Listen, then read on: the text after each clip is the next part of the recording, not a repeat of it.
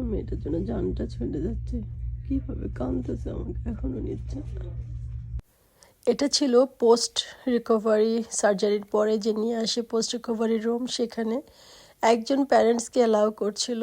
আমাকে নিয়ে এসে এই ওয়েটিং রুমটাতে বসিয়ে আছে, আমি দাঁড়িয়ে আছি বিহাইন্ড দ্য ডোর। এই দরজার পিছনে যে কি কষ্ট এটা শুধু একটা মাই বুঝতে পারবে। আমার ছোট্ট বেবিটা চিৎকার, ও মাত্র সেন্স চলে আসছে, আমি শুনতে পাচ্ছি ওর চিৎকার। ও শুধু আমাকেই ডাকছে মামি মামি, আর আমার জানটা বের হয়ে যাচ্ছে, আমি যেতে পারতেছি না। ওরা আমাকে এখনও অ্যালাউ করে নাই।